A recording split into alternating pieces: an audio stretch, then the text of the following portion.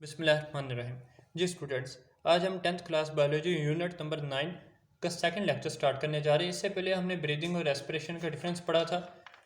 आज हम पढ़ेंगे गैसेस एक्सचेंज इन प्लांट्स, यानी जो प्लांट्स हैं उनमें गैसेस एक्सचेंज कैसे होता है। जैसा कि आप पहले पढ़ चुके हैं कि जो एनिमल्स होते हैं उनके अंदर रेस्पिरेशन के लिए जो है वो सेल्स के अंदर होगी, लेकिन अगर ब्रीदिंग की बात करें, ब्रीदिंग के लिए पूरा रेस्पिरेटरी सिस्टम होता है, लंग्स होते हैं। वो लंग्स के जरिए वो एनवायरनमेंट से जो गैसेस उसका तबादला कर लेते हैं, गैसेस एक्सचेंज कर लेते हैं। लेकिन प्लांट्स की अगर हम बात करें तो प्लांट्स के अंदर ऐसा कोई प्रॉपर सिस्टम नहीं मौजूद, ऐसा कोई ऑर्गन सिस्टम नहीं है जिसकी मदद से प्लांट्स जो है गैसेस एक्सचेंज करे। तो प्लांट्स में ऑलमोस्ट ईच इंडिविजुअल सेल, हर इंडिविजुअल सेल है प्लांट्स के अंदर एनवायरनमेंट के साथ खुद गैसेस एक्सचेंज करता है।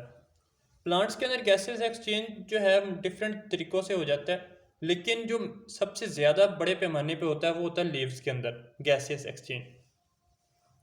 अब हम देखेंगे लीव के अंदर किस तरह होगा। ये सामने आपको लीव की डायग्राम दिखाई गई है। सबसे ऊपर जो है बारीक एक लेयर होती है, जो प्रोटेक्टिव लेयर होती है, ये पानी के नुकसान को रोकती है, वाटर लॉस को रोकती है, इसे कहते हैं क्यूटिकल। क्यूटिकल के नीचे होते हैं सेल्स। ये सेल्स होते हैं इन्हें नाम देते हैं अपर एपिडर्मिस।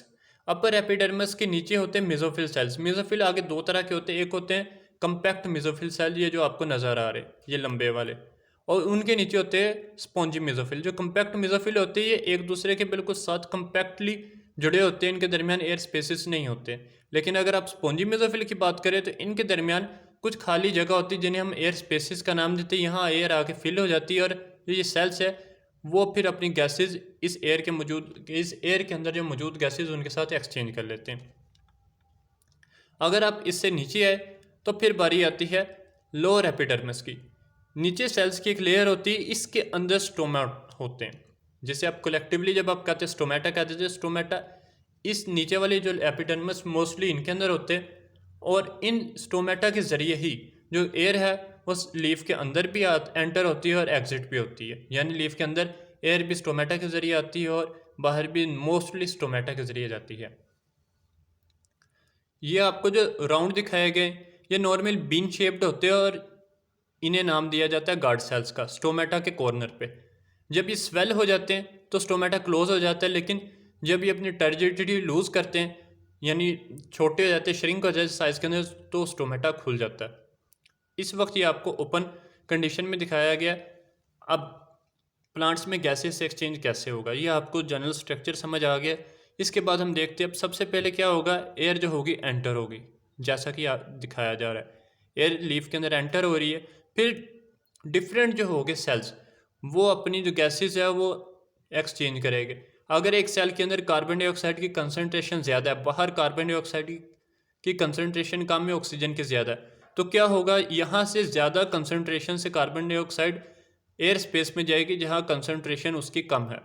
और अगर एक सेल में ऑक्सीजन की कंसनट्रेशन कम है, एयर स्पेस में ऑक्सीजन की कंसनट्रेशन एयर के अंदर ज़्यादा है, तो एयर स्पेस में से ऑक्सीजन ट्रांसफ़र होगी विद इन सेल के साइटोप्लाज्म के अंदर जहाँ कंसनट्रेशन पहले कम थी।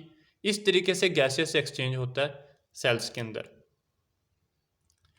नेक्स्ट अब हम देखते हैं कि प्लांट्स में किस किस तरीके से गैसेस एक्सचेंज हो सकता है। प्लांट्स में गैसेस एक्सचेंज के तीन मेजर मोड्स हैं। एक है स्टोमेटा, जो ज़्यादातर स्टोमेटा के जरिए होती है गैसेस एक्सचेंज। नेक्स्ट आता है क्यूटिकल। क्यूटिकल ये जिस तरह आपको बताया गया, ऊपर एक लेयर है, ये लेयर है तो प्रोटेक्टिव, ये वाटर की वेपोरेशन को रोकती है। जिस तरह आपकी स्किन है ये आपके बॉडी के ऊपर एक प्रोटेक्टिव लेयर है, ऐसे ही क्यूटिकल लीफ की सरफेस के ऊपर प्रोटेक्टिव लेयर होती है। लेकिन इसमें से भी कुछ जो है वो गैसेस एक्सचेंज हो जाता होता है, लेकिन बहुत कम परसेंटेज में। और जो थर्ड है वो है लेंटिसेल्स। जिस तरह आपने देखे होंगे जो मैच्योर प्लांट्स होते हैं जिनके ऊपर बार्क आया होती है, छाल आई होती है, उनके अंदर कुछ आपको छोटे छोटे पोर्स नज़र आएंगे।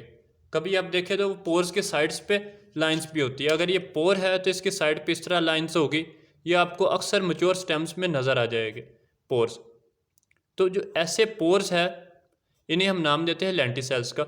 और प्लांट्स में कुछ जो है मैच्योर प्लांट्स के अंदर गैसेस एक्सचेंज वो इन लेंटिसेल्स के थ्रू होती है।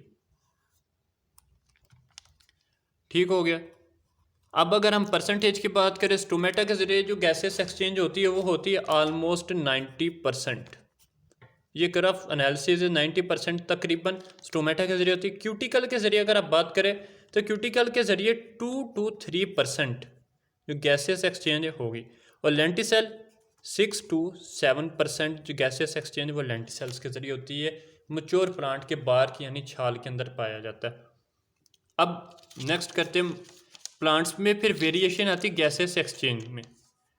वेरिएशन किस पॉइंट पे आएगी, किस बेसिस पे आएगी? डे टाइम और नाइट टाइम में। डे टाइम में क्या होगा? डे टाइम में प्लांट में 2 प्रोसेस होते हैं, एक फोटोसेंसिस, एक रेस्पिरेशन। जब फोटोसेंसिस होता है, जिस तरह आपको दिखाया जा रहा है, फोटोसेंसिस में कार्बन डाइऑक्साइड प्लस वाटर ये दोनों कंबाइन होते हैं, आपके पास ग्लूकोज बनता है और ऑक्सीजन बनती है। फोटोसेंसिस में हमारे पास बाई प्रोडक्ट आ रहा है ऑक्सीजन। अगर रेस्पिरेशन की बात करें, रेस्पिरेशन में ग्लूकोज प्लस ऑक्सीजन ये रिएक्शन करते हैं और आपके पास कार्बन डाइऑक्साइड और वाटर आ जाता है। इधर जो हमारे पास बाई प्रोडक्ट आ रहा है वो है हमारे पास कार्बन डाइऑक्साइड, जो रेस्पिरेशन में आएगा, और जो फोटोसेंसिस में बाई प्रोडक्ट आएगा वो हमारे पास आएगा ऑक्सीजन। तो इन दोनों रिएक्शंस का जो बाई प्रोडक्ट है, डे टाइम में ये दोनों रिएक्शन हो रहे हैं। जो हमारे पास है रेस्पिरेशन का बाई प्रोडक्ट यानी कार्बन डाइऑक्साइड, वो यूज़ हो जाता है फोटोसेंसिस के अंदर, और जो हमारे पास फोटोसेंसिस का बाई प्रोडक्ट है यानी ऑक्सीजन, वो यूज़ हो जाता है फोटोसेंसिस के अंदर। तो डे टाइम में प्लांट्स जो है नॉर्मली गैसेस एक्सचेंज कम करते हैं, और अगर वो गैसेस एक्सचेंज करें भी तो ज़्यादातर उनके पास जो सरप्लस होती है ऑक्सीजन यानी 6O2, ये जो है ये बाज़ का सरप्लस हो जाती है, जो रेस्पिरेशन है उसकी रिक्वायरमेंट से ज़्यादा होती है, वो प्लांट्स सिर्फ निकालते हैं। बाकी प्लांट्स कार्बन डाइऑक्साइड की एक्सचेंज नॉर्मली डे टाइम में कम करते हैं। अगर करेंगे तो ज़्यादातर करेंगे ऑक्सीजन की, जो उसके पास अजाफी होगी, जो ऑक्सीजन रेस्पिरेशन में यूज़ हो जाए वो और उसके अलावा फिर कुछ बच जाए, वो जो बची हुई ऑक्सीजन है वो प्लांट्स डे टाइम में एक्सचेंज करते हैं एनवायरनमेंट के साथ। नेक्स्ट बात आती है नाइट टाइम की। जब रात के वक्त की अगर बात की जाए तो रात के वक्त सिर्फ और सिर्फ रेस्पिरेशन होता है, फोटोसेंसिस का रेट बहुत लो होता है, ऑलमोस्ट ना होने के बराबर। तो रात के वक्त क्या होगा? जब रेस्पिरेशन होगी ग्लूकोज प्लस ऑक्सीजन, ग्लूकोज और ऑक्सीजन रिएक्ट करेगी, आपके पास आ जाएगा कार्बन डाइऑक्साइड और वाटर। तो ये जो कार्बन डाइऑक्साइड है, रात के वक्त सिर्फ एक रिएक्शन हो रहा है, कार्बन डाइऑक्साइड ये प्लांट के अंदर अक्यूमुलेट हो रही है, जमा हो रही है। तो फिर प्लांट्स को उस वक्त गैसेस एक्सचेंज की ज़रूरत होती है। उस वक्त प्लांट जो है रात के वक्त कार्बन डाइऑक्साइड रिलीज़ करेंगे और ऑक्सीजन लेंगे। डे टाइम में प्लांट्स रिलीज़ करते हैं ऑक्सीजन क्योंकि सरप्लस होती है, नाइट टाइम में प्लांट्स रिलीज़ करते हैं कार्बन डाइऑक्साइड क्योंकि कार्बन डाइऑक्साइड की कंसनट्रेशन ज़्यादा हो जाती है।